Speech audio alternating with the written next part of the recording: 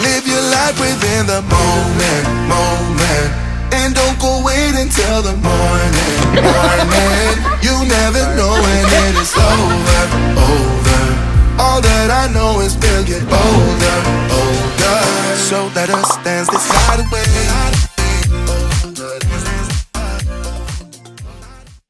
Na-pick up na natin yung mga gamit na kailangan ko para diba dito sa sinabi kong gagawin naming office room. Ito yung mga gagamitin natin. Yung iba nito guys para sa ano to, sa kwarto sa taas, sa closet namin. Kasi maglalagay kami ng drawers kasi medyo magulo din yung closet namin sa taas. Maglalagay ako ng mga drawers doon sa kwarto ni Jairus, tsaka ni Asha, tsaka sa kwarto namin. Katulad ng sinabi ko dati, maglalagay tayo ng ano dyan, lamesa lang naman, lamesa dito, tapos lamesa doon. Tapos ayun, bumili na rin ako ng office chairs. Yan. Lahat yan sa container store din siya. Mura lang siya kasi may sale siya ng 20% yata. Kaya okay na rin. Yung Elfa. Kasi ito yung line ng container store na ginamit ko. Maganda siya guys. Para lang kayo nag-a-assemble ng Lego. Mabilis lang siyang ikabit. Papakita ko sa inyo kung paano. Kaya kung tiga US kayo, Elfa.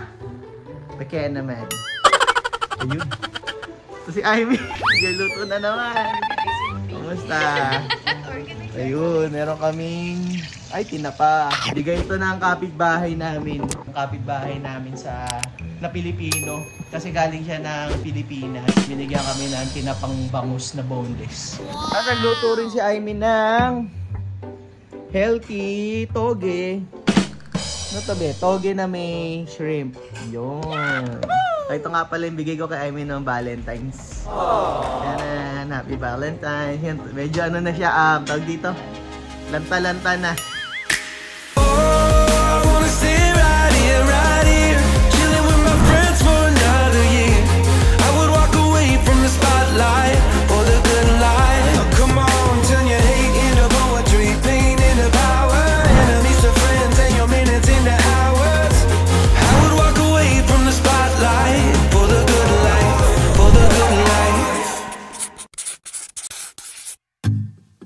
I got this picture in my closet. It's gathering dust right now, and the edges have been folded once or twice. It doesn't look the same no more, 'cause the sun has made it pale. I used to have it hanging on my wall some time ago. Picture of you.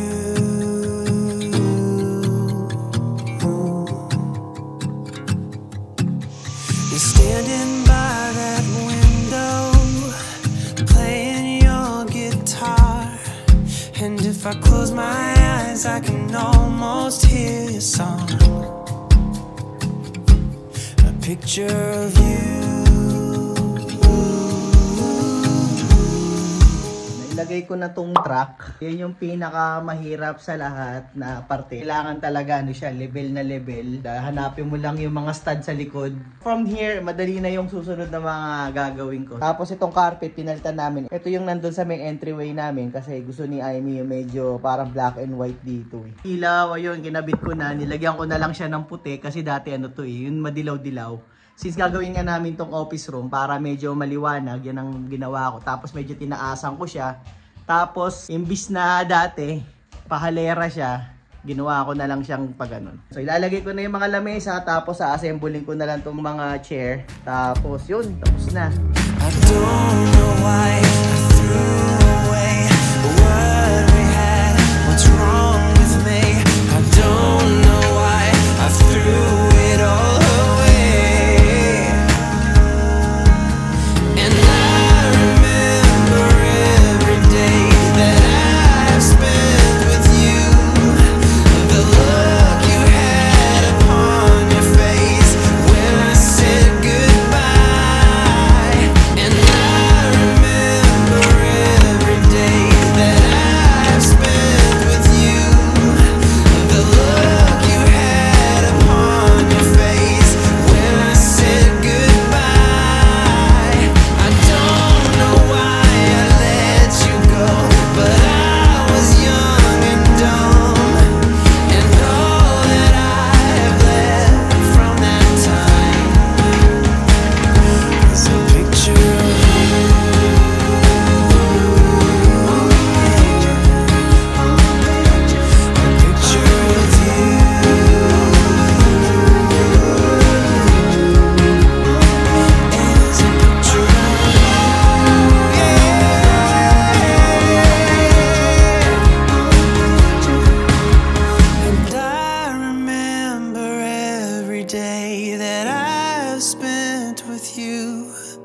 The look you had upon your face when I said goodbye. George Washington was president a long time ago. He helped our country get its start and then he helped it grow. So, ano nga pala, we would like to thank our friends from Container Store for sending us the, for the collaboration, for sending us these beautiful chairs and sleek tables. Thank you very much, Container Store. Bigyan naman. It's very smooth. Very smooth. It's very smooth. Ano ba? Ano masasabi mo? It's very aesthetic. Aesthetic. Kala mo sponsor? Di masabi. De, joke lang. Hindi po sponsor John. Hindi ko magaya kasi pinapanood namin yung isang vlogger si Attach of Glam. Nakakahawa kasi ang ganda-ganda ng kanyang presentation. So ito yung mga nabili namin dun sa Container Store. Ang tawag po sa kanya is Elfa System. Kayo, magbuo kayo ng mga project sa bahay, closet, office room, or what have you. Marami silang klase na mga gamit kung ano man yung project nyo sa bahay nyo. Ang capacity po nito is 70 pounds per linear feet o mga 30 kilos. Ito 3 feet, pwede siya mag-carry ng 90 kilos. Yun yung capacity niya. Doon si Asha, sila pumili ng mga lugar nila. Dito si Mami, tapos dito si Jairus, tapos doon naman ako. So dito na ako mag-e-edit ngayon, hindi na doon sa kwarto. Ito lang ang hindi namin binili sa Container Store. Nakita namin to sa Staples, $100 lang siya, mura. So, wala kami makitang kulay pink kay Mami, kaya blue na lang yung napili niya. Tapos ang gusto kasi nila, yung trim, yung ganito, kulay puti. Itong kay Asha, itong rainbow. Siya pumili nito, gusto niya yan. Tapos ito naman kay Kuya, itong kulay blue. Pero ito sa Container Store din binili yan.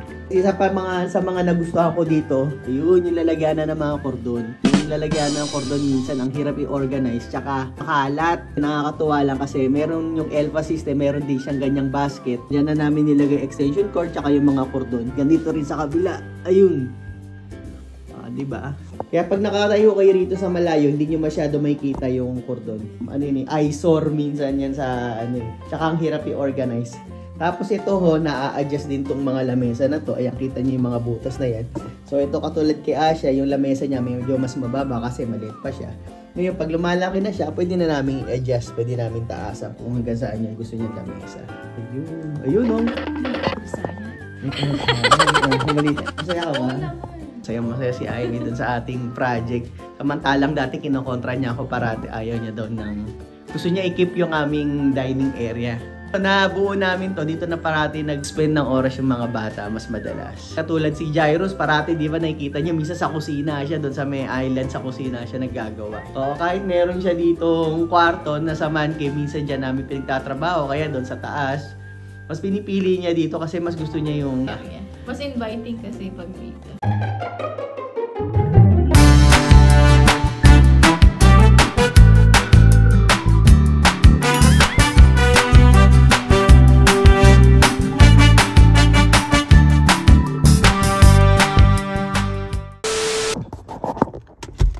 Yon guys, what's up? Bali nandito nga pala kami ngayon ni Jairus sa may Stockton, California. Kasi meron siyang practice ngayon ng County Honor Band yon. Hindi ko pala naikwento sa inyo, nag-audition siya dito sa county ng school sa banda. So out of 200 schools sa San Joaquin County, isa sa mga napili.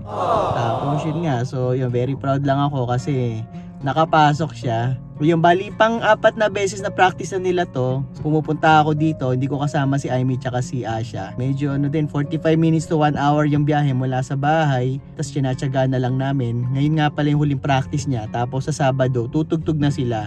Hindi ko rin pala naikwento sa inyo, nakakasama rin pala siya sa District Honor Band. Yun naman, yung sa school district naman yun, kasama din siya. Tapos yun na.